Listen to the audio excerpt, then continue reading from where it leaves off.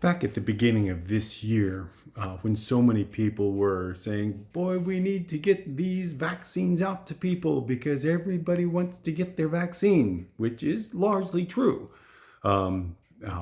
Most everyone was very anxious to get a vaccine for the epidemic, for the pandemic. And of course, my wife and I were on the internet, signing up wherever we could to get the vaccine, trying to find a place that had an opening. And I remember we had gone for a weekend away when we were both eligible and were able to sign up. My wife signed up in a neighborhood very close to our home, and I signed up also at a drugstore, not really looking at the address. She received, I forget whether it was Moderna or Pfizer, one of those two. I, on the other hand, went to a drugstore in an economically depressed and minority area of our city, and I got the Johnson and Johnson. I have no problem with that. I think some of the numbers that came out from the trials for Johnson and Johnson that showed it to be of less effect, less potency, were largely as a result of where Johnson and Johnson's trials were performed and when they were performed. That there were some variants beginning to come out during the time of their trials for Johnson and Johnson.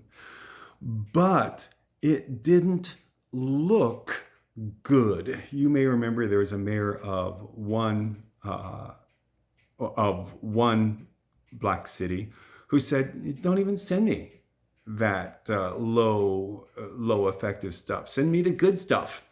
And he retracted that soon afterwards. But that's kind of what it felt like, and it should be hardly surprising.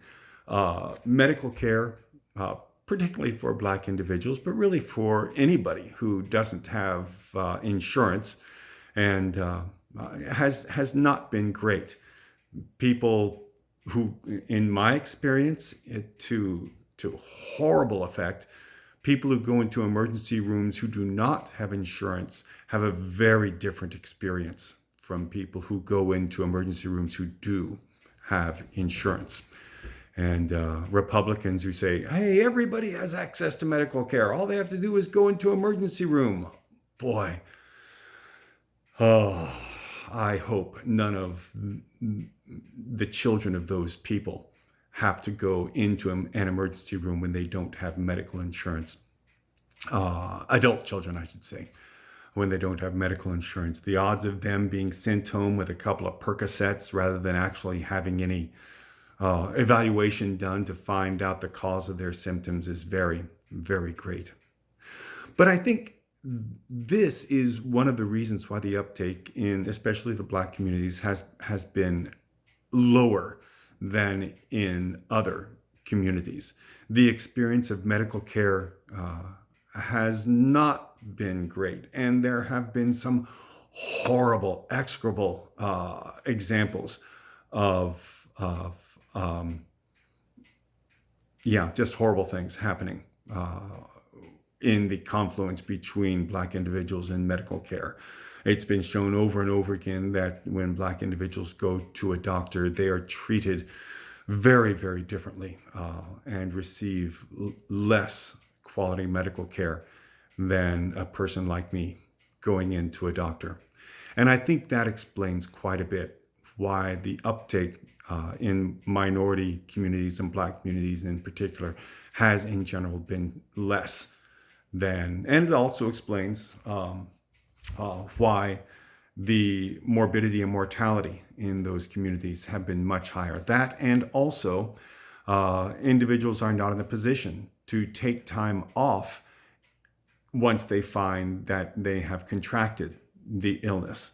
And if you're on wages, your experience with COVID is very different than if you are on salary and are able to take sick days off and continue to be paid, which of course is the situation for